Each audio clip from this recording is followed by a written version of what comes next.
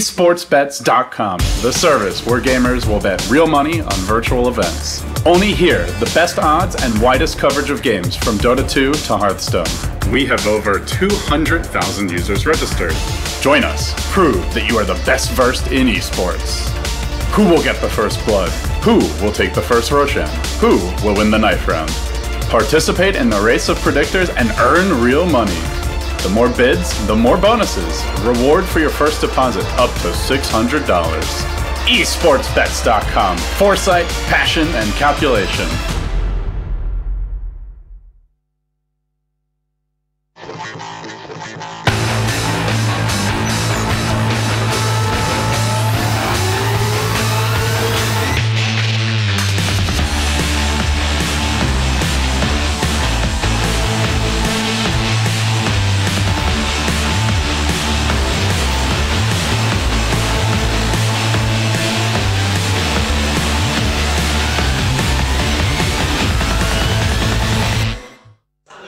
Ladies and gentlemen, welcome back. It's time now for our second match of day number 2. We've only got a total of 4 group stage games, and then, if needed, we go into tiebreakers. Else, we have a short break. We go into the winner's bracket, round number 1. Of course, I'm LD. I'm joined here to my right by Merlini, and it's going to be time now to hop into our second game for Cloud9. They didn't play yesterday. They're using a stand-in, and, well, Mag, he did well in the first game. Let's see if he does it again. Cloud9 versus EG. Draft underway. We hop into it now. And... well, first we'll introduce the players. Cloud9, same roster, Eternal Envy, Pilot Die, AUI 2000, Thought and Mag, and for EG, Arteezy, PPD, Universe, Zai, and the old man Fear. Stats for EG were good. They didn't have the toughest competition in the American region, so I feel the comparison here doesn't really... They still lost 4 games, though. That's actually fairly significant. No, there weren't 7... oh, there were playoffs. That's right, okay. Yeah. They struggled versus, what was it, SNA in the finals, which is pretty scary considering that I think SNA was super weak. But anyways. I mentioned Universe Void is at least a second stage ban, but EG snap it up with the Skywrath in the first phase. And a total departure here for Cloud9. They begin their draft with the Ogre and the Centaur. And it was actually EG who banned the Brew, not Cloud9. Wow, that's... total mix-up for the draft.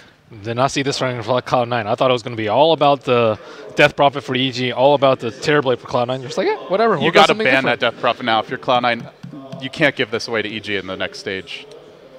Well, at least they didn't give them Razor, and at least EG didn't give them Visage. So that's useful. And counters for Skywrath Void. This was the main of 6.8. Venge.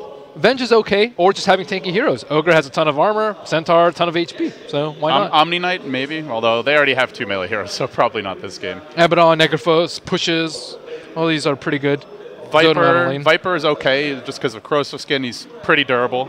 They'll ban out the Witch Doctor, so they actually do allow through the Death Prophet. Witch Doctor's just really scary in Zai's hands. That's a double ban for Zai, and a total of 3 supports. The PPD Earthshaker was the single support ban from Cloud9. So this leaves the healers in the pool for the most part. The Abaddon, the Omni Knight, the Treant Protector. They don't need healers, though. I don't think they're scared of it, because with Skywrath and Void, you're going for a more aggressive lineup. And so if you're EG here, is there any reason not to just pick a Death Prophet right now? I would say you just go with it. Why not? All right. If they do that, where do you go if you're Cloud9? You've got Initiation, you have Lockdown, still need your Eternal Envy here. Oh, Terrorblade is actually still in the pool. He was ignored. Yeah, Terrorblade, I mean, versus Void and Skywrath, though, it's not easy. Ancient Seal, really long duration. Okay, they're just going to ban it. Yeah, I mean, on paper, the Void is pretty good to deal with him. Yeah, but Cloud9 is just really scary with Terrorblade. I mean, I wouldn't have given it to them in the first phase, but EG, not terribly scared of it. So there's no Drow Visage. What else has Eternal Envy been playing? We've seen his Clinks once in a while. Naga. Naga's banned. Oh, Naga banned, okay. Yeah. Anti-Mage, not terribly great here. Spectre. Possibility. Builds tanky, can withstand the Chronosphere. To some extent, anyway. But is very vulnerable to just losing the Death Prophet early. So we'll see if EG picks it up right now. I think that's an obvious go-to for them. Other heroes they could go for... I don't know. I just don't see a good reason not to Maybe they just wait on the mid. There's Viper, but it feels like Death Prophet's just a better synergy. Well, they could also go like Omni Knight plus Shadow Fiend, what they ran with before. But that's all right. If they went that route, they would be incredibly reliant on Chronosphere. Outside of that, they would have no lockdown at all. So they'd have to just... Hey, it's Universe. If you count on anyone to hit Chronos, it's this guy. They can also go Enigma, too. It's also pretty good for them, too. They don't pick up that much anymore. It seems like ever since the change to the Roshan pit location and also just not being Dire, they don't really run the Radiant Enigma very much. At the same time, it's risky to fight into Ogre and Centaur. Those are two like really difficult heroes to kill with a lot of lockdown and a lot of damage. So I'm not sure if they want to fight that head on or go for a more elusive strategy. Any other heroes on your radar that we haven't discussed yet? Tree, I don't really think is a big factor. Abaddon, mediocre too. I think it's Omni Knight is likely, Enigma is likely, and also the Ursa that are on Radiant, not as likely either. And they have a Void. It's pretty awkward synergy. Well, they go Abaddon. I think if you're going to pick him or Tree, it's definitely the Abaddon here. Multiple stuns coming out from Cloud9. You can interrupt the Centaur's combo pretty easily. It might be a Necrophos too. I keep saying that EG's going to pick Necrophos, and they haven't. He would really be good done this game. They have. I actually like that a lot. They have 2 tanks already, and Necrophos is the tank slayer. Yeah, Necrophos is pretty good versus Cloud9's. It would also really discourage a Spectre pick if EG's at all worried about that. It's true. I don't really think Abaddon synergizes that well with what they have to. Yeah, you can like shield Faces of Void for him to go in, but like Centaur has a ton of quick burst, good AoE too. Abaddon really lacking on that, and Faceless Void generally doesn't need that much protection since he has the pseudo blink as well as a very large AoE chronosphere. So, and Abaddon I generally think is better in like mass sustain strats, and with Faceless Void and Skywrath, you're not usually looking to park outside their towers. Well, So I think EG already have their support picks here, but we are seeing some of the go-tos for Zai as well as PPD. Other Eternal Envy heroes, there's the Morphling, which he hasn't played as much recently. Shotgun's not bad against Void, can counter the Chronosphere, good to burst on a Skywrath later on. Is vulnerable to the silence in the mid-game, though, before he gets that Lakens or Manta or BKB. still, I mean, Morphling is just really good with Centaur too. This Skywrath goes on. And if they want to go that route, maybe they even get like the AUI Ancient Apparition as their secondary support. Run kind of that pick-off style lineup. Something Vici Gaming did a lot of at TI4. I think Newbie did it a few times too as well. What are they going to pick for Fear and Arteezy though? That's actually usually pretty strange. I think they typically pick them up a little bit earlier in the draft too. No one wanted to reveal their mid or carry just because Cloud9 apparently wants to counter and EG not exactly sure what they want. They get a swap. Main thing here is it does deal with the Chrono pretty well. Gives them another stun. But Abaddon could play a huge role this game. No real solutions for him as of yet. Great dual roam for Cloud9 though. And if they do run the Death Prophet, it's really going to be on PPD to protect Arteezy mid. Because this Vengeful Spirit Ogre Magi, high kill potential early on. Don't know who Cloud9's mid is going to be yet, though. Death Prophet Necrophos, go. The heal, just the heals and the tanks. I think they would normally do that versus Cloud9 strat, but Cloud9 just, what is this draft? I haven't seen them go this sort of draft in a really long time. Is this setting up for like the Slark type thing that we saw out of Eternal Envy? More Slark gets wrecked by Void and Sky though. Yeah. So I don't really think You should go for the Prophet. Okay, so it's a Fear Void. And occasionally they have run this as a Zai Nature's Prophet, but it doesn't look that way with two probable supports. Unless they want to run a core Skywrath Mage. Never seen that out of EG, though, that I can recall. He's played it more than that, but yeah, only one game on it in Starladder. Man, this is very interesting coming out from both teams. Yeah, Arteezy played a bit of solo mid Prophet, though I haven't seen that for at least, I think it's been like a month. So, and Universe has played it a bit as well in the offlane. And it's the Necrophos actually for Cloud9. Maybe a block pick here even. Well, they could have banned it. Yeah. Does it fit into their draft? Not really, I would say. It's decent. I've seen EG actually counter Skywrath and Faces Void with Necrophos plus Abaddon, but they're on different teams. They don't have any other ways to protect the Necrophos. I guess they have Vengeful Spirit, so that's pretty good. And but Stampede won't help you against Chronosphere, of course. I mean, but Necrophos, it doesn't really seem that. Look at that, 0% win rate. What a terrible pick. I mean, He's only played one game. It's a mech carrier. That's one thing. They're going to have a hard time bursting heroes down. That's true. Especially with Abaddon, and you're not going to Reaper Abaddon. EG also don't really have D-push. They have the threat of a Chrono Mystic Flare That can kill one hero probably, maybe two if Universe or Fear is farmed. And then what? They have Nature's Prophet ult to split push, but that alone may not be sufficient, and it's a Death Prophet ban out.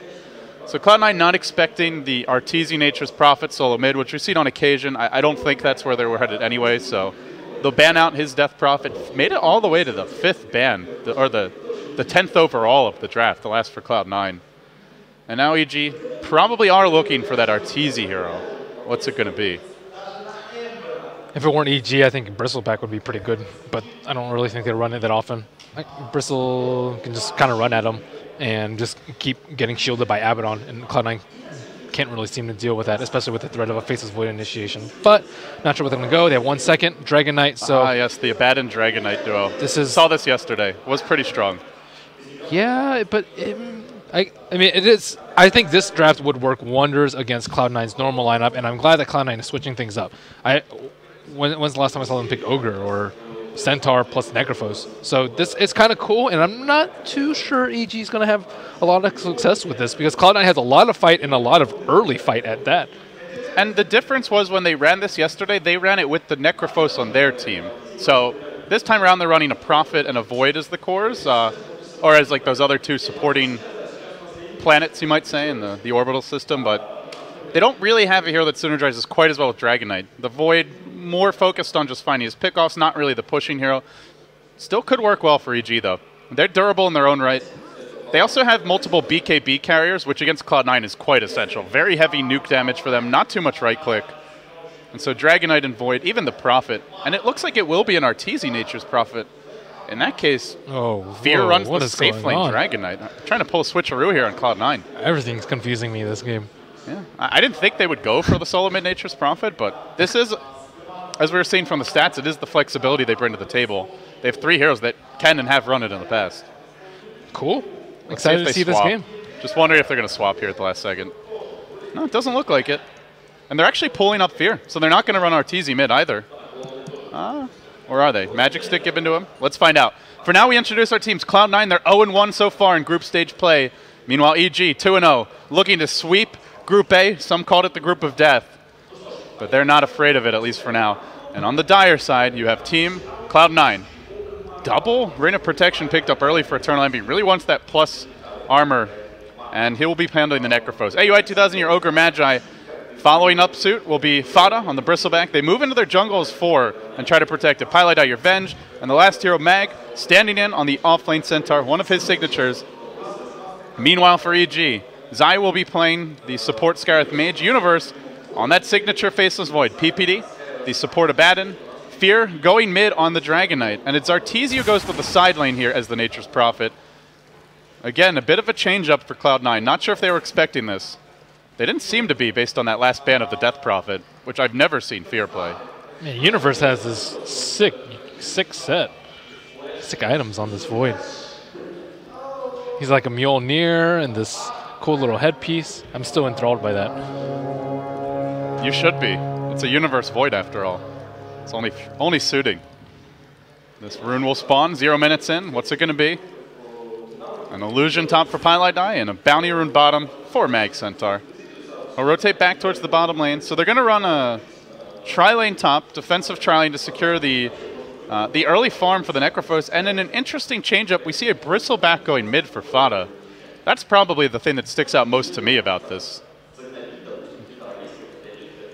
Arteezy's going to do some shenanigans with the creep wave. He draws off the range creep. It is nice anti-push, though. They can have Centaur and Bristle in the front line, and they shouldn't die to the burst from Skywrath and Void, although if he's out of position or facing them, then they easily can. And looks like this dual lane top's going to have a lot of issues, too. If Zai gets caught out, I mean, it's not going to be easy for him at all. And Mag is not having easy time on bottom lane, too. No boots on him, and PBD's just right-clicking away. Yeah, this is bad and easily trading blows with Mag. Arteezy only level 1, so can't do anything about it. There are tangos of Mag anyway, but the pressure is definitely in, and he's kind of playing this like he does the trio of the Ogre, just going aggressive with a melee support that's tanky and has some ability that lets him to trade. But they are wrapping on Fada. Just a nuke harassment for now. Can't go in with Fear, not having mana, not having spells anyway. He did expect this Bristleback mid, having seen Fada pick it up. That's why he went for the level 1 Magic Stick, and it's paid off so far. Overall thoughts on the lane? Do you think anyone's getting an edge here early? I think EG slightly, just because it's unexpected that Fear is going to go mid, and RTZ is going to go safe lane with a Nature's Prophet. But, I mean, it doesn't really seem to affect the game that much, just because Fada's going to get farm regardless, and EG's mid hero is going to get farm regardless anyways. I'd say it's a little bit better matchup for Nature's Prophet, though, since he is range versus the melee Centaur. AUI trying to trade blows here with Universe. The backtrack helps him for one auto attack, but you need a lot more than that to trade effectively against an Ogre. As Zai gets aggressive on the Pylite, chasing him in. They're going to bring in RTZ. There's a perfect Sprout block, so he'd have to double tango to get through that, and it wouldn't have mattered. Great rotation from RTZ. Fantastic Sprout placement. That was, I would basically say, next level. EG's had, I mean, they've also been really good about Sprout placements. He must have taken a page from Universe's book, because Universe did that a lot yesterday. Well, with that, EG off to a customary lead. Seems to be just how things go for them as of late. And good news for Cloud9, they're absolute freeform on the Necrophos, and he is a very potent enemy to a hero like Dragon Knight later on, but when he gets chronoed, at some point that's likely to happen. What is the solution for Cloud9? It's really just the swamp of Pylite, who, as is standard, is not getting too much in the way of levels early on. So what the heck is EE going for with this double Ring of Protection? I guess Tranquils plus Ring of Basilius? Plus Bassi, yeah. I mean, there's nothing else, right? I mean, armor's okay, but you need HP to survive Skywrath first, and that's one of the scary things about Skywrath. Oh, Mag. They force out a Time Walk, but Mag doesn't have a mobility skill, and they'll dive onto the bottom lane, killing off the Centaur. The off-lane trade also going EG's way, though that may change now. Zai healed up. Pylite will rotate in. Arteezy will come back in. He's got phase boots already with the Orb of Venom. Pylite might not even get this kill. The shield's used. He's overextended, and he will be punished. Another kill for EG. Make it 3-0. Now they bring in a third hero. Mag back into the lane. He double edges. They get at least one return kill. They look for a secondary one as Zai worms his way through the trees. Mag brings the lane back to equilibrium. Make it 3-2. Looked like just an easy win there for EG, but it turns out not too bad at the end for Cloud9. Pylite actually had Howl of Terror at level 1, and Wave of Terror rather, and I don't know why he didn't have a stun, but, well, he will be level 2 now. That looked like it was just going to fall apart. If you get a 3-0 lead on EG and get out scot-free there, you're in all kinds of trouble. But they do equalize it a bit. Like this Orb of Venom on Arteezy. It's just going to make life so difficult for Mag in the offlane, especially with phase boots. He has farmed 450 gold and phase and Orb of Venom. Jeez, 4 minutes in. Incredible farm on Arteezy. Well, I'm surprised Cloud9 haven't even considered a smoke gank yet, but it's where the Dragon Knight pick comes into play. Well, Universe going in, he'll tank a couple of nukes. He's got a Time Walk. We'll use it. Like if this is the Death Prophet mid, for example, if they wasn't banned and they picked it, maybe you can gank that here. But the Dragon Knight is so much tougher to kill. Yeah, he so really it takes away a lot of the power of a Vengeful Spirit Ogre, which is their early robe. Yeah, and it's very difficult to kill Universe. He does have poor man shield, but finally he's almost out of regen. Started off with 8 tangos, 1 pulled one, as well as a salve, and finally burning through that. And he also has no items. Sitting on 3 CS, nothing on the courier. Fear now complete his treads. Just tank it up as much as possible, and he gets close to level 6. And EG do have quite a bit of push here, from the Dragon Knight ultimate, the Treants being dropped down, and eventually the threat of a Chronosphere if you come to defend that tower. Fear will be starting to chip away at mid soon enough. I wonder what RT is going to go for with this robe, if it's Orchid Rush, do you think? Blade Mail? Orchid's not that great versus C9, I'd say. It's like okay, but not amazing. Blade Mail, it's all right too. I don't know. Neither of them really stand out to me. I would expect them to go like either Necro or Midas. I guess the nice thing with this is you can build quite a few different items, so it's decent stats for now, gives them some good damage, and somewhat leaves his options open. Well, the Bristleback mid, farming decently, but not as good as Fear. Fear's at 35 CS already, and he has permanent Breathe Fire from the Quill Spam. Still 8 Magic Stick charges, the bottle coming back out mid. Teleport scroll now picked up. He hits level 6. And they will rotate now, but it's such a difficult time to get a kill. Fear doesn't even... This Dragon Knight's so tanky. Yeah. And there's a TP on PPD, of course. So very tough.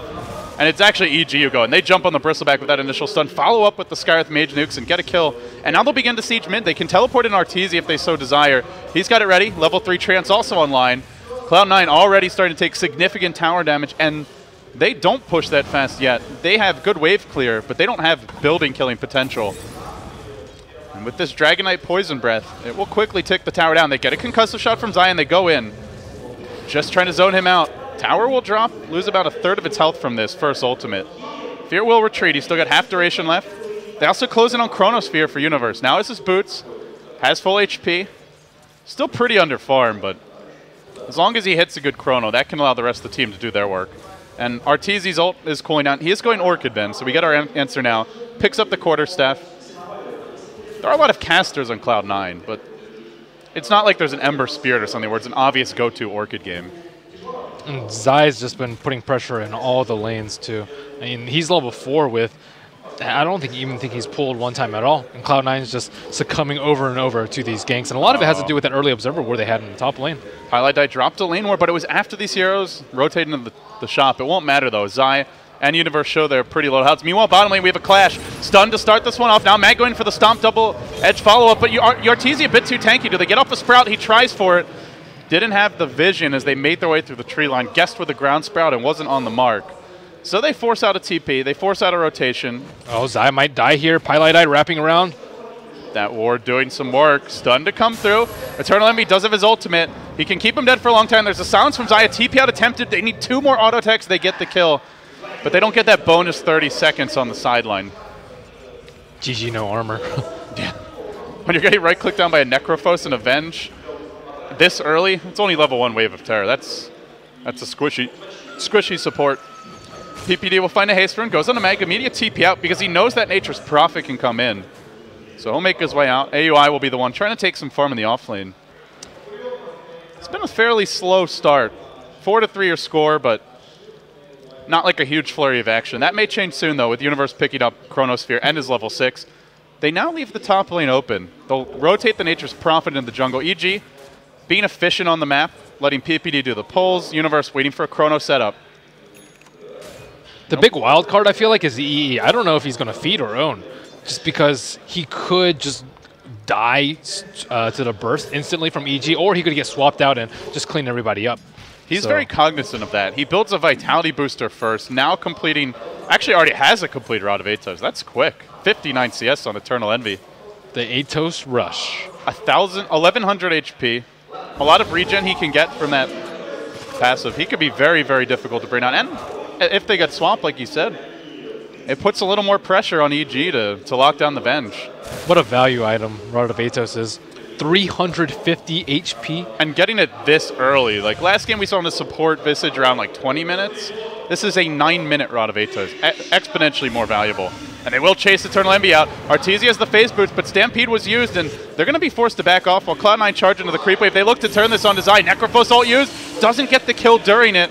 He'll fall, but again, not the bonus 30 seconds on the sideline. Still, though, Atos paying off. Kill. That's actually a pretty cool item build for Necrophos. Usually you'll see like a lot of HP plus movement speed with like drums and mech, but him going to Atos gives them two birds with one stone. Bottom lane, they go onto Mag. The shield on the Universe keeps him alive. Nice nuke from AUI 2000. They don't have a Necrophos ult, but they've got that Atos slow. Universe trying to go toe-to-toe here with AUI. He needs more heals, more shields. They'll bring down AUI. Now they turn to focus Eternal Envy, who keeps on charging in to 4 heroes. He heals the wave. It's too much, and it's a triple kill to Arteezy. You know he's durable, but he's not that durable. That was actually really lucky by EG. Universe backtracked a Death Pulse. If he doesn't backtrack the Death Pulse, he dies, and then Necrophos has Sadist going on him, and he might actually get a couple more kills. So, I mean, it's only 1 point in backtracking. That could have made a world of difference. He is damn tanky. Like, they had 4 heroes right-clicking him, nuking him that entire time. Multiple shields used. He almost got all the kills. And you do have to wonder, like, what if the Bristleback joined him in the bottom lane? What if they made a few more rotations to support him? Sure, there's a backtrack, but perhaps one more support or other hero in the fight would have made it a Cloud9 victory. Or if he had gotten the Reaper onto the Skywrath, he wouldn't have been there to silence him. There's a lot of things that Vada caught out by Fear, and now they go in with Arteezy's right clicks. They bring down the Bristleback. Fear now building towards a Shadow Blade. We haven't seen this item in quite some time. The mobility of Cloud9 is just, they can't handle the Nature's Prophet rotations everywhere. And this is without like any huge Chronospheres coming out from Universe 2. It's only going to get worse once Skywrath hits 6-2. So the full strength of EG's lineup has yet to be revealed, and Cloud9 are even struggling to handle the first couple of stages. Yeah, you have Stampede, which is great, but that's sitting on a 90-second cooldown. You compare that to the Prophet TP about to be a 20-second. You can get off 4 Prophet rotations for every Stampede. Very, very difficult. And the Orchid, you can just get silenced, and Centaur's going to be dead. He's if not you go on him, it won't help you anyway. He's still 800 gold away from his Blink Dagger. Cloud9 do need a win here. A loss puts them at 0-2. It prevents any major tiebreak shenanigans, as Tinker are already 2-1 in Group A. But should they manage to pull this one out, as I already was saying, it could get very interesting. Necrophos, 1260 HP. That is, I think, the most I've seen on Necrophos this early into the game. Yeah, pure tank mode. Goes back for the trites. He still doesn't turn the Rings of Protection into anything. But now with all this HP, they get some value in terms of effective HP pool overall. They can kind of Orchid him and ignore him, or just focus him down if they want to, though. No real good defensive abilities for him aside from Swap. I feel like the supports of Cloud9 just haven't gotten much done. Ogre, Venge, supposed to be able to dual roam and find a lot of early kills, but there's a Nature's Prophet who can counter gank, and a Baden who can keep heroes alive when you jump them, and difficult heroes to kill anyway. Dragon Knight, Void very tanky, and the Nature's Prophet who can just be anywhere and blow heroes up. It's just been a good draft to deal with the early roam, and so they haven't done it, but then they've also been underwhelming, and it's put them in a predicament. Yeah, they're getting decent levels, but yeah, I mean, they're just running around looking for things to do, being too slow to react to ganks because EG's just coming in with Nature's Prophet whenever they see a good opportunity, and the other heroes are just too darn tanky, way too tanky. The Bristleback's also been fairly quiet. Trying to just push the mid lane and farm. Fauna up to a Vitality booster now. Bottom lane will have a skirmish, though. Silence comes out from Arteezy, and then the Mystic Flare into Mag blowing him up. They have a Dragon Knight stun, cooling down in 7. Piledai has a TP, not using it. Fear still in Biz. Who's he going to stun? Who's he going to auto-attack? Nobody yet. They keep Zai alive for a very long time thanks to these shields. And finally Universe arrives, drops the Chrono. It's on Pi. That means no defensive swap. They silenced Eternal Envy so he couldn't heal, and I don't think he had the mana for it anyway. And now they chase for the Bristleback. PPD getting his ultimate in this fight. He's level 7, in fact. Fada can't drive, but...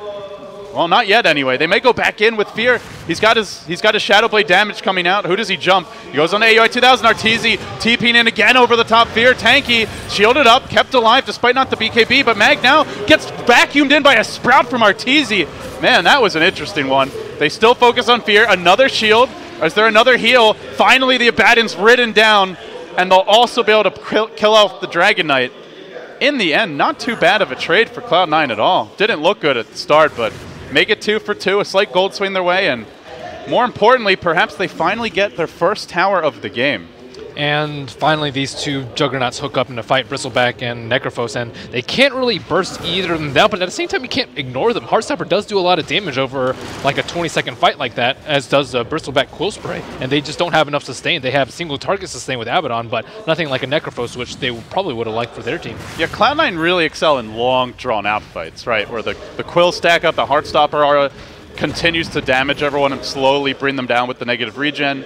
And where you get off maybe a few multicasts, it's just a lineup that excels in drawn-out fights. But EG, more about the burst from that initial Shadow Blade gank, the Mystic Flare Chrono.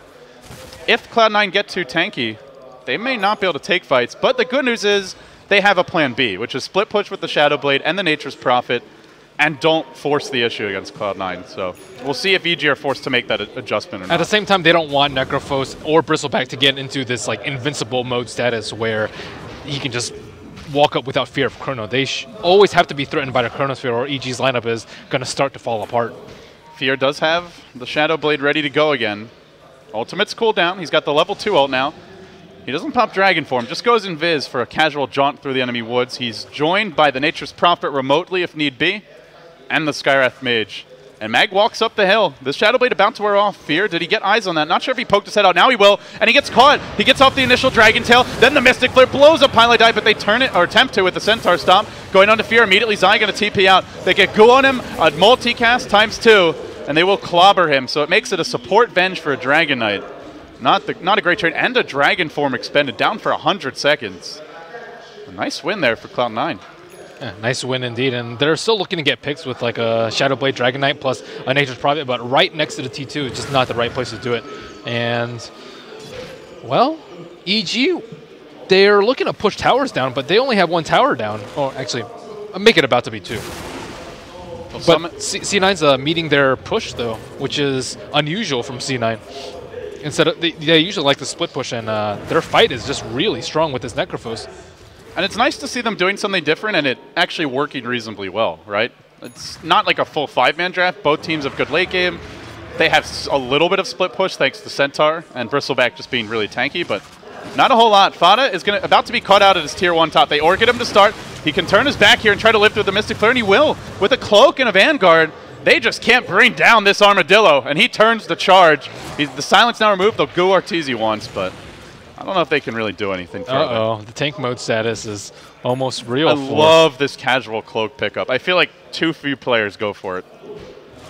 He can still go back if he wants to complete that Crimson Guard, or maybe just goes into a pipe. Either could be, you could make an argument for either. A lot of magic damage, a lot of physical. Look at EE, he's just running up. He's not scared of Chrono. This is really bad for EG. He's just like, I don't even care, I'm just going to run at you. I think they need to just start ratting it more. Well, their lineup's not built around ratting. It's built around... They have Prophet and Shadowblade Dragon Knight. It's not too bad. They have to be scared of Centaur. Mag can just pick them off really easily. They'll go in top lane. Nice Chronosphere. Found Fada. The Universe will need quite a few bashes, and the Mystic Flare still cools down. His Quill's starting to stack up. The Nature's Prophet of Arteezy came in through the rear. He gets Pilot Die, but he pays with his life. They do bring down the Bristleback, though. A 2-for-1 thus far. Universe forced back. Well, a win there for EG, but eventually the creeps will run down the Skywrath Mage. Ogre Magi actually getting the last hit there. Meanwhile, Fear also on the move, going for Eternal Envy mid, but he needs a +1, and while that was happening, they lose the Universe top lane. The Void ended up dropping to the Centaur. Looks like he got another blink into a double-edged stop, securing that kill. And Arteezy tries to go for a Midas now. Well, if you want to rat, this will help, but will they be allowed to, is the question. Looked like a 2-for-1, and that ends up being a 3-for-2. Now they're finally not on the same game plan. Before they were just going all-out gank with the Shadowblade and Orchid, but now they're like, hey, wait, we can't kill them. Arteezy going back for the Midas. Dragon Knight might even pick one up of his own too, or else his farm's going to start to fall off. Shadowblade does not really help you in that farming territory, and EE is going to continue to accumulate wealth as well as survivability. 16 armor on him now without the mech buff. Yeah, I thought Cloud9 might try to outgreed EG, but they're just trying to outfight them, and so far it's working. I wonder if a little bit of this comes down to the influence of having Mag on the squad. Not sure, but they will go for Roche now. Eternal Envy went back for his mech. He's completed that. Has 1,000 gold in the bank to boot. The Goose stacks up on the Roshan, and Bristle Boss begins to form. He's now got a single point in Bloodlust. And to go with that Vanguard Cloak, he's got 1,000 gold banked up. They'll give the Aegis the way of the Necrophos. A lot of heals available for this team. And they may look for a tier 1 push mid. That tower still stands. EG may have to trade. Arteezy and Zai rotating up top. Eternal Envy is the Aegis carrier, of course, but these two alone cannot bring him down. They'll need a +1, maybe a +2. And with this tier 1 standing, if they go for that, they may lose more. Teleport comes to the bottom lane from Arteezy, and AUI will just farm the wave. He's holding that extra ring of protection for Eternal Envy now. Still haven't really seen him use it for much, but... GG, value 3 armor. I mean, 175 gold for 3 armor is actually a little ridiculous. Yeah. Well, fortunately, there's inventory slot limitations to balance that out. But early on, it can be potent. And I suppose against Void, if you want to trade blows with him, it helps you to do that quite a bit in the laning stage. So, yeah. Crimson Guard's complete. I would say EG's game plan has just been completely stymied by C9's picks and play. They even get a tower denied bottom, going the way of AO 2000. And now they've got the core components of a Death Ball. You've got your Crimson Guard, your mech, and just an HP item on Eternal Envy in the form of that Rod of Atos, plus an Aegis, Blink Dagger on Centaur. Force Staff is just a nice luxury item at this point. And they have their level 8 on the Venge. Only really need the level 6, but this will do. EG are not going to be able to take this unless they get some sort of ridiculous jump on Cloud9. C9 is going to push T1, T2. They could potentially push T3 at this point, and a Bosch Chrono could mean Rax. But I don't know if they're in a decent enough position to push it. EG actually looking to split push of their own. Safe play would be to take this and then go for the other tier 2s rather than forcing high ground. Yeah, I mean, I actually think they have the items to do so, but it all depends on the Chronosphere from Universe. Is he big and bad enough to pull it off? They have the items. Do they have the confidence? That's the question. Let's see. They're pretty aggressive in their movement. Eternal Envy, a bloodlusted Necrolite, an undead villain, just crossing past where the tower stands and clearing out the way with a double death pulse. Basically at full mana, The ping's coming out. Top lane is Arteezy. Will get caught by a 4-step stomp. Nice jump in for Mag. Universe jumped in, but he doesn't find a great chrono. He will have to chrono just to keep Arteezy alive, but that leaves the way open mid lane where they're pushing in now. Arteezy trying to TP out, barely surviving. That last cool spray almost finished him off. It's go time if you're Cloud9. If not the mid push, then certainly a tier 2 top is ripe for the picking. And the wave is pushing bottom. Maybe Arteezy can draw them back. Man. Universe, there's just no openings for him. So few heroes to go on. Probably can't go on Centaur, he's pretty tanky. Definitely can't go on Bristleback or Necrophos between the Aegis and their durability. And Ogre Magi is also a beefcake in his own right. 1400 health on AOI 2000. It's a very prickly situation. Who do you go on if you're Universe? Well, usually you would have enough damage with your lineup to dump into it, and I think C&I had a very smart ban in the Sand King ban. But really, Abaddon, no damage during Chronosphere. Nature's Prophet, minimal damage during Chronosphere.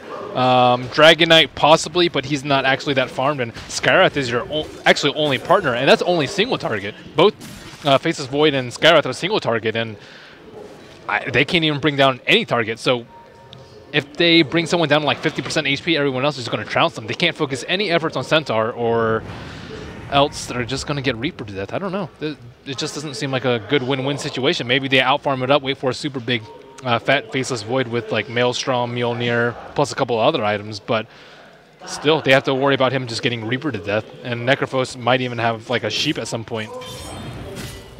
Yeah, no matter how big the Dragon Knight gets, if that BKB is not used, he's also very vulnerable to the Necrophos ultimate, and one good kill like that can just flat out win you the game, given the way that EG's draft works. The Shadow Blade has just not paid off for him. He got like one kill with it maybe, and then outside of that, C9 has just been running around very smartly. They have sentries everywhere. And hey, come on now. He stole a bounty rune out from under Cloud9's eyes. That's a value Shadow Blade. Value indeed. I don't actually know what item would have been better for him, besides maybe like a Midas and just trying to outfarm Cloud9. Midas into like AC BKB maybe. Yeah, it's more like a hard carry Dragon Knight. Still, he's vulnerable to magic damage, multicast plus Reaper, and he's gone. It seems pretty clear that they flat out just thought they could get more kills than they're actually capable of. Universe, like some of those fights they took. Universe! Oh, he spots them out. Dust was used. They didn't get vision on him until afterwards. He's trying to jump away, but frozen mid-jump. They'll multicast. Universe got at least one backtrack there, and will turn on Mag. Manages to kill off the Centaur Warrunner. Meanwhile, top lane, Zai will end up falling as the trade. It's a 1-for-1 exchange thus far, and there it ends. A Skywrath for a Centaur, but Chrono was used. So the question now is, do Cloud9 force their way in? Well, knowing that Chrono's down, you've got 90 seconds with an Aegis. I don't think they will. They can just secure Aegis. And oh, sorry, Aegis is actually gone. That's what happened top, is they popped the Aegis. Yeah, and then they get the Aegis and then just keep playing it from there and slowly accumulate a very nice gold lead from taking out Roshan over and over, and EG not being able to kill them with what should be easy kills with Faceless Void and Sky. Oops. Console, please. Leave me alone. So Fear and PBD smoking up. Recently acquired BKB on Fear, looking for a kill. He does have a DD rune, but who is vulnerable to this? Fada's just out in no man's land, not a care in the world. So supports are sitting behind and next to EE. And then looks like Mag might be Prime. This will be the second to last outer tower forced, and with no Chrono, it doesn't seem possible to defend. They have the DD, but no Dragon form. And the Bloodlust Fada in the front line. Shiva's Guard now picked up by your Eternal Envy Necrolite. You might see a chicken pick from Arteezy, but he might pay for it if Mag's right next to it. Yeah, there's only a smoke on that as well. It's not carrying any big items, but any gold will help. Mag is no longer near that courier. Pain's coming out onto Arteezy.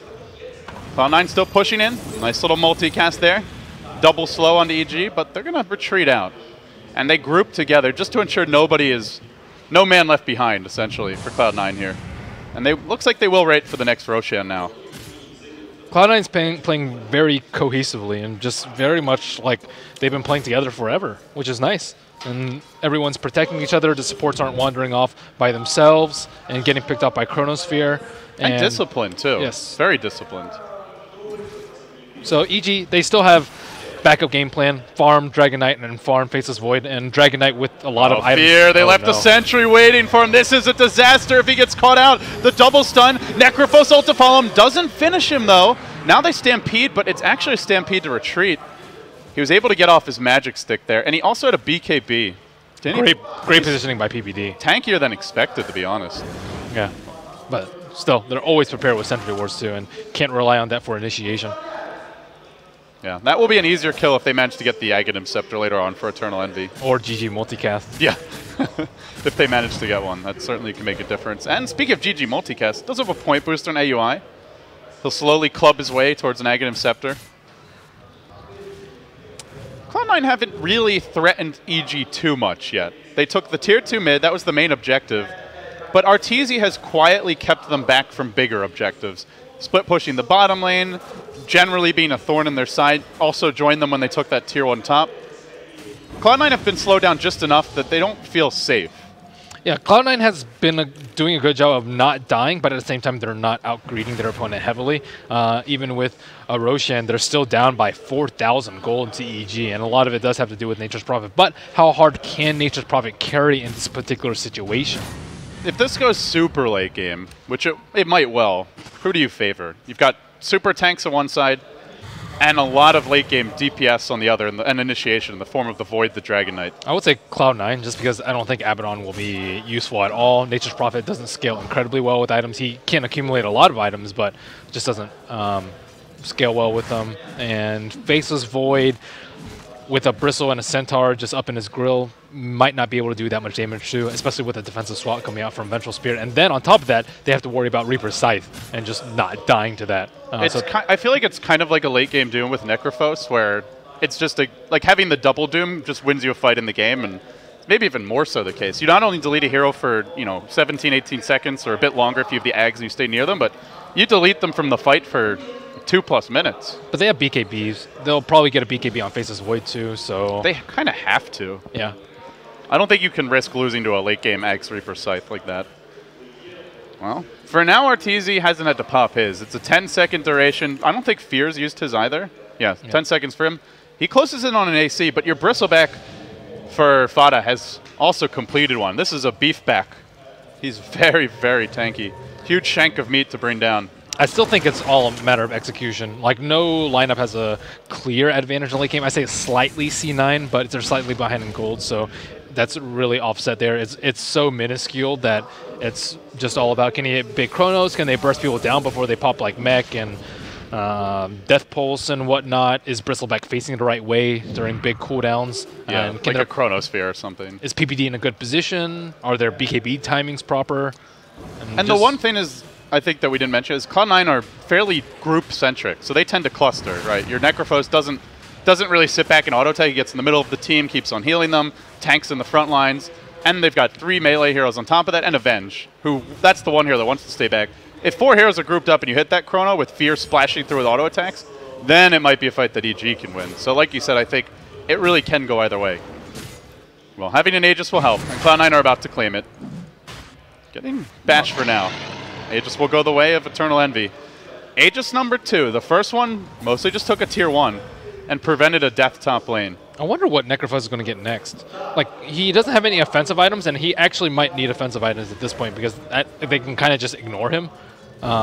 Maybe Heartstopper will do enough, but he could also get a Veil to help out with multicast and his own damage. He could also just go Scepter for that ridiculous upgrade, although it's still difficult to get Reaper kills here. So, I don't know. He could also just go more tank and get a Heart or Scythe. Yeah, not only is it's hard to get Reaper kills because not only is there triple BKB, but there's Abaddon as well. So you've got the heals, the shields to try and protect heroes, remove stuns, and allow them to retreat out or just pop their BKBs in time. It is a Heart coming out for EE. Well, mass tank mode for him. He's going to be nigh unkillable. Can he be ignored? Depends. If they chrono him so that he can't use any heals in a fight, maybe they can just kill the other heroes. It's still Heartstopper, though. Heartstopper is really good when you're talking about like 40, 50 minutes into the game. It's Aura, so especially against BKB. the Dragon Knight. That's the one hero that will particularly suffer from this.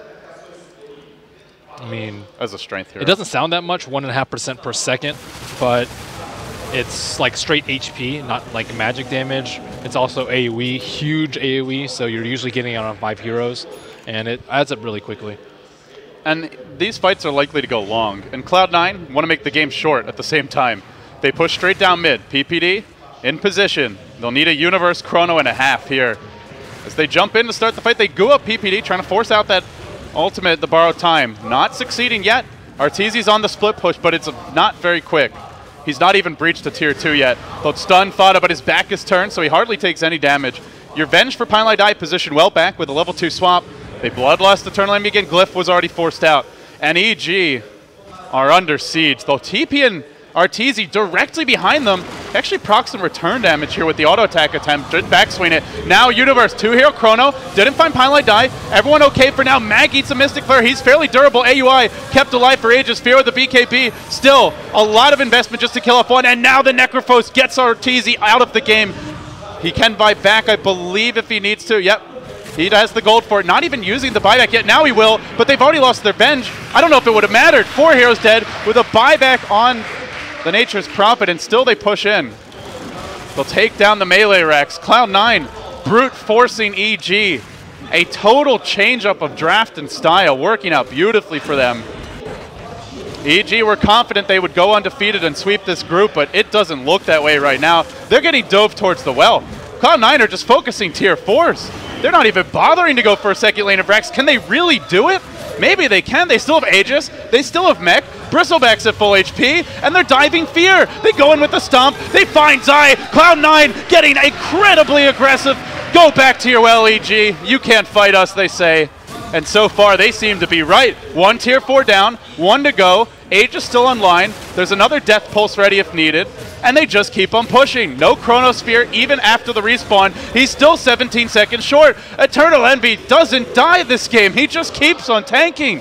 And they just start working on the throne. A slow but steady siege. Finally that damn Aegis pops, but he comes back to life with full HP. Nice BKB dodge from Arteezy, but into what? Not into this. Fada with the right clicks. Finally they have a Chronosphere from Universe. He finds 2. He'll bring them down. AUI was also caught, but survives for now still. Fada kept alive. BKBs will expire. Necrophos ult now going through, trying to find another kill. Eternal Envy will end up going down here though. He's overextended. It's 4 dead. Cloud9, they thought they could throne it, but they got wiped in the EG base. A massive defense from the boys in blue. And they only bought back a Nature's Prophet to hold it. That's a 4,000 gold swing. Why did they go for Throne? My goodness. They were playing it so well, just patiently going for Roshan, sacrificing Aegises. They don't even have the T2s down on the side. Make it a 5,000 gold swing with that tier 1 dropping bottom. They got closer than I thought though, Ben. They actually brought the throne down to about It's very risky though. 4/5 HP. It's kind of reminiscent of what they did last game. It's like they went for a rather risky push when there was a safer play. Last game it was a Roshan. This game it's take out the T2s. With the way that push went, what was to stop them from just pushing down top? The Aegis was going to expire. I don't think they would have gotten another lane of Rex during it, but maybe you just take the tier 2s, wait for the next stages, then go win the game. They were doing a good job of starving EG. Not really starving them, but at least keep you on track and farm. And their heroes have a harder time accruing farm than EG. So I think that's a big win for them too. And Necrophos didn't have his heart completed, but at the same time, yeah, some fantastic play by EG to come through there in the end. Look at that graph. It's like a plummet down of 8,000 gold because they took the tier 3, the 2 Raxes, the 2 tier 4s, and then as soon as EG win the fight, it spikes up another 5,000. We just bounced up and down 13,000 gold in net worth in a matter of like 3 minutes. Look at the dots, man. It's dot city here. That's crazy. And that's a heart for Necrophos. Looks like a paint. It's like paint by numbers level of dots. They also need a Force Staff, I think, on the side of Cloud9, because Necrophos needs some amount of mobility, and when Stampede's down, it's generally not enough to just have Bloodlust on him. Cloud9 are on the hunt. They did smoke, and they're going to walk into Eternal Envy, up onto the high ground, into a Mystic Flare, and now maybe into a Chrono from Universe. He caught out 2. Mag and Eternal Envy. Where's the backup? Where's the damn swap? They can't get it off because Pine Light Die got nuked down, got silenced by Zai, who now chases forward. Or actually, I think it was an Arteezy, so it's not a Zai sounds. But either way, no swap available. They've lost 2. They probably, well, no chase from Fear. I think he had AUI. Just playing it super conservative. They do not want to overextend, unlike what Cloud9 did in the EG base. And now they retreat. Only 1 buyback right now in the game. That's the Universe buyback on the Void. They will club down Zai. Orchid, now used. They'll finish off. 1 in the Scarlet Mage looking for the Ogre as well. Universe will get that kill. And Fear just kites and controls this Bristleback. But who's the real kite in control? The Armadillo says, that's me, baby. I ain't afraid of no dragons. While that's happening, Arteezy falls, and Universe goes in again. Is he going to find another kill? He's really not that farmed. Stomp, going down in 3. No way to stop that TP out. And the creeps march down the middle lane. They'll start hitting on a throne momentarily. Straight forward they go, but there's 2 heroes to clear them out. What a crazy game. One more Aegis could be the death of EG.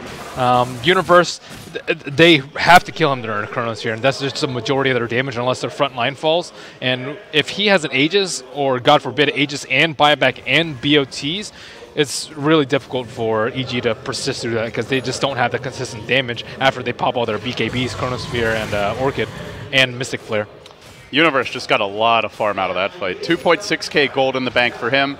He's improved his position to 4, 3, and 8, and his Chronospheres haven't been like, you know, the earth-shattering like 4 or 5 hero ones he got at TI4, but they're the right Chronospheres, preventing any sort of counter-initiation, catching out the Centaur so there's no stampede, and it's the other heroes backing him up. Zai with his silences, and Arteezy, I believe he was the one who got the silence off on the Venge there to make sure they secure that Necrophos kill. So. Yeah.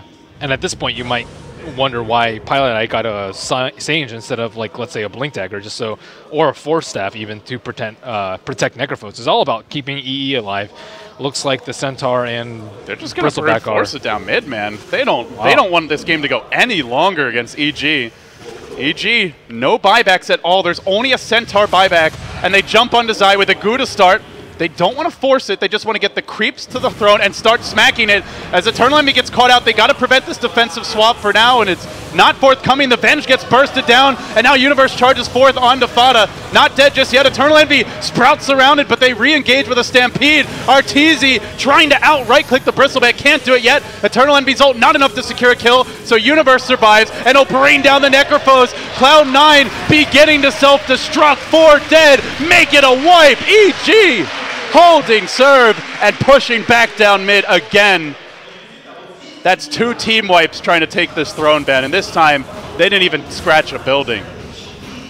Wow, they could have played it a little bit more patiently. EG, I mean, again, just the right Chronospheres. All you needed to do, get a lot of damage on Necrophos, Vengeful Spirit, even though he had a very nice swap there, they just did not have enough damage to go through those BKBs. BKB seems to be a game-winning item right now for EG, and also just the silences. They're ruining this Venge. And now they'll look for a tier 2 mid. EG only have about 20 seconds, so I doubt we'll see a high ground breach. They do still have an exposed throne to boot. There are a few buybacks now. Nature's Prophet, the Abaddon, the Skywrath for the Radiant of EG, and for the Dire, there's the Eternal Envy buyback on the Necrophos and the Centaur. They really want to force these out. With the Assault Curse of Fear, they might succeed too. They force out a Glyph. EG are not afraid of this. They have a Chronosphere again, and they may just try and go for a lane of Rex straight down mid and turn this game completely on its head. Chronosphere at the ready. Universe could jump in, but he'll take a range Rex instead. Now the Stomp comes through. It's on to Universe. The shield's cooling down, but he's got BKB. He time walks out. Everybody joining the fight. Now they Stampede to leap in further. Going just for PPD. Can they even get that kill? Double Edge was all they had, and they get nothing. No buybacks for the Dire, but they lost a range Rex. They got all the lanes pushed in against them. Well, maybe C9 goes for the Aegis and then goes for a GG throne push at this point. I mean, that seems to be their idea. They just want to end the game right now before Necrophos, or sorry, before Dragon Knight and Faceless Void get out of hand. Looks like Roshan's not going to respawn. It's going to be near maximum respawn, almost 3 minutes on the dot. Chronosphere is still online. Dragon Form is online.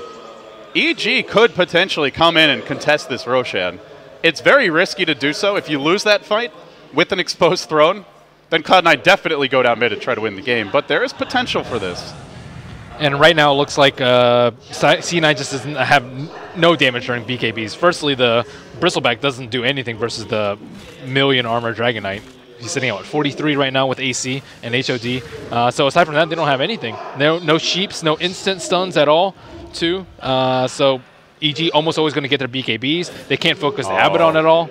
Oh, no. EG going for the sneak here into the pit. This will be quick work for them. They've got an Assault Caress at the ready. They use their level 3 Dragon form, and Cloud9 don't have a jumper to get into the pit aside from the Centaur. If they're going to go, it's got to be right now. They smoke and they charge in. Roche already dead. BKB from Universe, and now they'll engage. Straight forward with the Time Walk. He found 2. Goes on to Eternal Envy. Mystic Flare's there, but the swap this time happens. It cost Pielidi's life almost. Not quite. They force-step Universe in. Remember, he's still sitting on an Aegis, but he's got a little left in the tank. He'll get Necrophos ulted, but he has a second life thanks to this Aegis, so he won't be deleted from the game. And now Fear chases Profada, scurrying towards the north.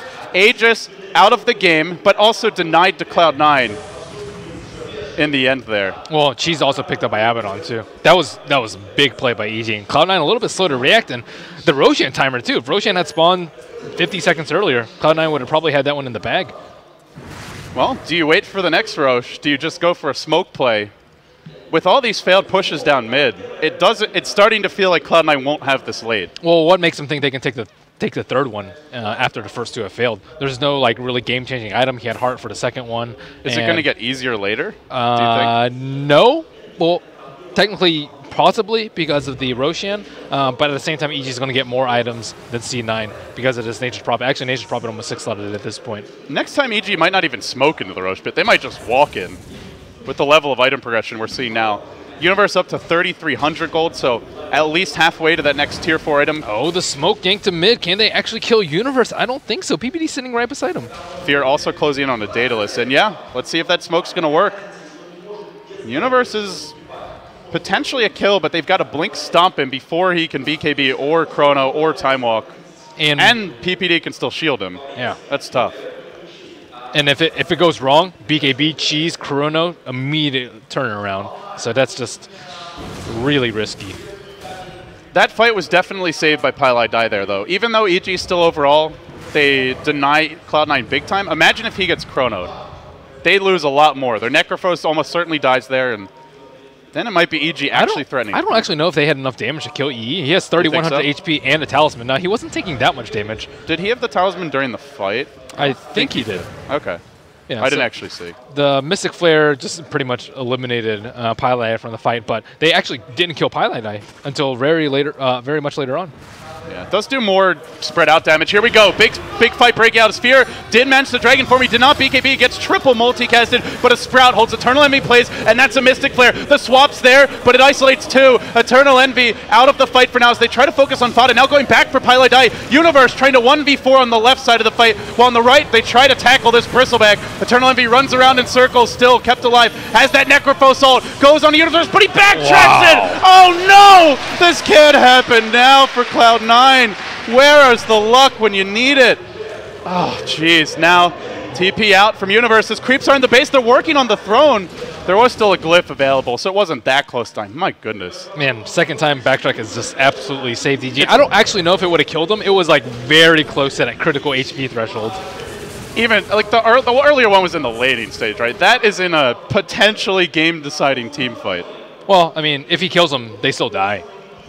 I don't think it's that big of a deal, but still lucky with the backtracks. It has a psychological effect though. Like you see someone backtrack, you're just like, what the? Wow. And it really hurts EE's item progression. I think that's the biggest story of all these team fights. He's built tanky, but it does feel a bit like they can ignore him. No Aghanim Scepter, so you don't have to worry about him preventing her from buying back, and he doesn't have a Hex or any sort of really scary disable. Just slow and steady heals, but EG at this point keep him stun locked. They keep him just focused by the Void and the Dragonite for most of the fights. Yeah. So he's feeling less and less relevant as a result. They do way too much damage during BKBs. Rax now under siege. There's a glyph at the ready for Cloud9. It's been a back and forth game. Cloud9 0-1 to start. They need a turn here. If they drop to 0-2, they're in jeopardy of dropping to the loser's bracket. They'll have a date with Alliance to try and avoid that fate. I must say, Fear has recovered very nicely from a couple of botch ganks with his Shadow Blade. Number 3 on net worth, overtaking Void by a couple thousand, and his items right now are pretty ridiculous, and he does a ton of damage on with his level 3 Dragon form on. If he completes Daedalus Satanic, it's just too much for Cloud9, I think. I'm surprised he didn't build a Mjolnir. I think Mjolnir would have added a lot to their lineup, especially since Cloud9 doesn't have they already that have much one magic on the Void. mitigation. Oh, they do? Oh, Yeah. yeah. Still, nice to have double. Yeah, it's a solid DPS item for sure. They itemized for armor and physical mitigation with AC, Heaven's Halberd, Crimson Guard on Bristleback, just tons of armor on Necrophos, and evasion. So I think the magic damage from Mjolnir would help a lot, especially since no BKBs are out. Yeah, there's really just Mystic Flare, Nature's Prophet ult, and the Bash from Void inside of the Chronosphere. And the Mjolnir on him. Actually, Arteezy also has one, so they actually have double Mjolnir. Just noticed that. So, maybe 3's one too many. Yeah, he does hit really hard with his crit. Get that crit up. Well, EG exposed throne, so it always is going to feel tenuous for them, but they seem very comfortable right now. They're up by 14,000 gold. Cloud9 don't really have a rat lineup per se. No creeps like Lycan Wolves that can let them sneak into the Radiant base. No heroes like Nature's Prophet or Wisp Tiny with the global mobility. So if they want to go into this EG base, they almost certainly have to either just walk down mid, risk getting chronoed, or smoke and then try and push. Yeah, neither option is really good for them. They just have to straight win a team fight. EG is very, very prepared for it, and Nature's Prophet always pushing out lanes too, so they don't really get an opportunity to sneak in without backdoor protection. Universe now is a completed MKB. That evasion from Eternal Envy, no longer a factor for him. They also have the Hex from Arteezy already. 2 solutions for evasion, and it's before he even upgrades this Null Talisman. Or, sorry, Talisman of Evasion, not Null Talisman. But all their BKBs are at 5 seconds now, so that makes Necrophos a little bit stronger than before, not that much. Makes Heaven's Halberd stronger as well, which he did end up just completing now. They have double Heaven's Halberd. I think he has to get rid of this Atos at some point too.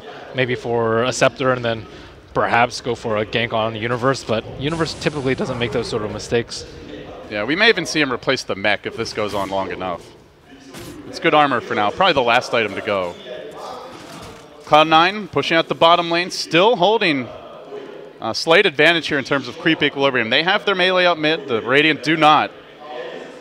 And they may just wait for this next Roshan, but there's a great Radiant Observer Ward that's been planted down fairly recently as EG and Cloud9 continue to have a bit of a standoff here. They're farming, nobody taking fights. Why didn't EE get a BKB? I think it would have been... BKB? You mean Halberd? No, I think he could have made a BKB. Oh, why didn't he get a BKB? Yeah, I think it's actually pretty good for him. As you said, a lot of the Mjolnir damage, the time lock, the MKB stun even, a lot of just stray magic damage falling out, a lot of damage from Skywrath Mage too, and it would make him just immune to it. And he actually has to think twice about the Chronospheres. Instead of just like, oh, I see EE, he can't get away, and a defensive swap is going to come out. But maybe with the BKB, he can just BKB, and then they won't be forced to sacrifice Pylite Die. They do a fairly instant stuns with the Dragon Tail from Shadowblade as well as the Hex from Prophet and the Chrono. It's not instant, but it's pretty close. So perhaps EE is just thinking he can't count on getting it off. I think Heaven's Halberd would have been really good if Void weren't able to accumulate so many items too, but you have to still worry about the Nature's Prophet and the Dragon Knight, and there's almost no way you can be halberding them, not without a BKB and not with a slow coming out from the Dragon Knight. They finally have their Ogre Eggs. I think this is actually a pretty big item. Magic damage versus EG with the BKBs wearing down could be a game changer. The Void only has 1,700 health with a Mask of Madness. Dragon Knight is not that tanky for a Dragon Knight. I mean, armor-wise, he's insane, but no heart completed as of yet. They need a Veil, I think. I feel like it might be AUI 2000. It ends up being their secret weapon if he gets super lucky with the double Fire Blast. Yeah, double Fire Blast into a Reaper is almost guaranteed death. And I guess technically you can like shield and immediately BKB out, so that's an option for them. But and yeah, I do like the Veil that you mentioned as well. Like now that you've got that and you have Reaper Scythe, and maybe you still even go back for the Ags now that the BKBs have run low on the Necrophos. The trump card is Universe's Backtrack. If that hits again, then this... Yeah, if he backtracks a Necrophos ult or something like that, I just don't know anymore. He's already gotten lucky enough with that, just that one alone. So Roshan going to respawn in about 20 seconds time. Which team is going to be able to control it? EG better at fighting in the pit. Cloud9 don't really have an advantage in any aspect in the Roshan pit. They don't have better split push. They don't have that much physical damage to take down Roshan quickly. But I mean, it's slightly closer to Dire. I don't know. It seems like EG has an advantage when it comes to Roche. Cloud9 did deward this crucial hill ward, and jeez, triple MKB for EG. They've got one on every single core. They have 3 right clickers, but those BKBs are low, and that could, it's a third Heaven's Halberd eventually. Maybe Pilot manages to farm this after one team fight. With BKBs low, the disarm could be a big game changer. And we're going to have that Roche dance. Do that thing again. As Fada's in the pit, Universe waiting. They even have eyes on Eternal Envy down in the river. They're kind of baiting him out, hoping that they solo Chrono, and they're not doing it yet. They jump in with a Time Walk. Now Arteezy will BKB. The Chrono only finds him, and then Pilot Eye swaps him out. Keeps Eternal Envy alive. Shiva's in Stampede to try and re-engage. He heals, and he backs off. So far, Universe has only found the bench. Arteezy dropping low, but he stands strong for now. A lot of right-click damage. They bring down Eternal Envy, and Universe stands his ground. No! Multicast! Ding, ding! Says AUI. A 3-for-2 exchange with an instant buyback on that Void. They do not want to give up a Roshan. Should he die again, there's the potential for a straight throne rush. And that, Ben, is a completed Abyssal Blade on your Bristleback, who's just not going to die in a Chrono. It seems Mag with the 2-hero stomp. Universe back into the fight, but doesn't have Chrono. He can't really force it. Roche is still very healthy, and nobody yet going in. Buybacks were used in some on the Void, the Nature's Prophet, and the Eternal Envy Necrophos.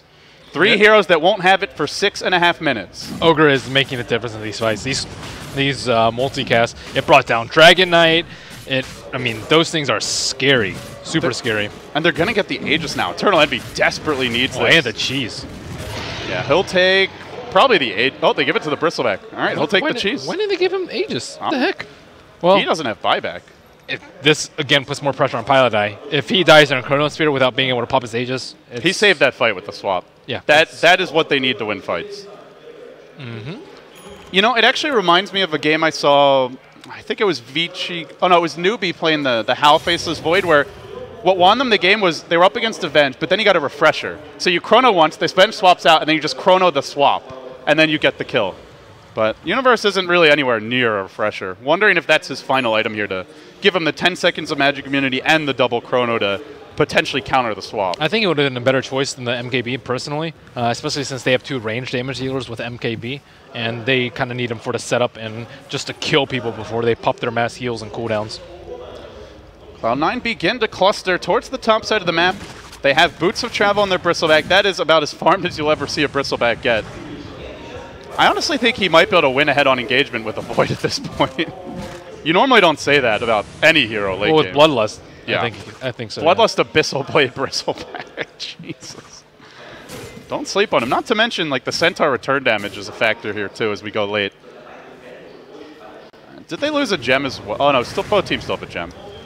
But they'll get a D-ward on the mid lane. Eternal Envy moving forward with Fada by his side. They finagle towards top. They just don't want Arteezy to be threatening high ground. No but they one seem has hell-bent buyback. on the throne, Ben, again. 0 out of 10 heroes with buyback. This is probably it. Is anyone even close? 140 on Centaur and 380 on your Batten. But Centaur doesn't have BOT, so it won't matter. Only thing that would matter for Stampede. But probably that won't be enough. But they jump in on Eternal Envy to start a few bashes. Now the BKB used. Where is that Vengeful Spirit? Just maneuvering around as Eternal Envy finally gets chronoed. Pilot Eye's got to come in and save him. Swaps him out. He got Hex, but he'll get to use his cheese here. Universe still hesitating to jump in further. Fada kept alive. And now with the chrono down, they get the ultimate off. Say goodbye to your Universe Faceless Void. And perhaps to the EG chances of taking this 3-0 sweep in Group A. Fada also alive. His Aegis was popped. They turn. They multicast. They brought down 2. Still only a buyback on the Centaur. And now Mag goes in. Hard onto the Dragon Knight. Centaur overrunning him. The Armadillo's too strong. He's the ultimate beast. And it looks like Cloud9 will wipe EG off the map. They'll throne it. GG. What a turnaround. What a turnaround indeed. That was super risky giving the cheese to Necrophos, though, instead of the Aegis. Like, such good play by Pilot Eye. He came through big time. Universe was looking for him for a Chronosphere. He's like, I don't really want to Chronosphere him. And then they actually dumped a Hex on him, too. So they used a lot of cooldowns, didn't get him with that. And I would say that's a pretty decent outdraft for Cloud9, a rare outdraft for PPD. And they stole some of the heroes under their nose, and they played something completely unexpected, whereas EG going back to their tried and true. Cloud9 made that a little bit hair-raising for their their fans. Like, whatever, we're going to go They did not have to throne rush that. They could have gone for the tier 2s. take in the next Roche when the Aegis expires, and then just calmly win the game. I think versus an inconsistent Void player, it would have been a good move. But versus Universe, he's usually going to pull out like good enough chronos where you can't really bank on him messing up to win that throne push. But still, Cloud9 with some balls. I like it. Balls and backbone. That's the story here for Cloud9. They're now 1-1. We could have a potential for a three-way tie, I believe, with this win. And well, with that said, guys, I'm LD. He's Merlini. We're going to take a very quick break. When we return, we'll be live for our third match. Cloud9 going to complete their group stage after this.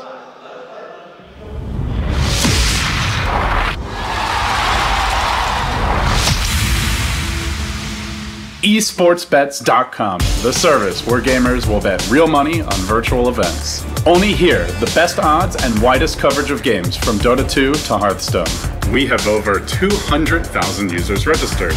Join us. Prove that you are the best versed in esports. Who will get the first blood? Who will take the first Roshan? Who will win the knife round? Participate in the race of predictors and earn real money. The more bids, the more bonuses. Reward for your first deposit up to $600. esportsbets.com. Foresight, passion, and calculation.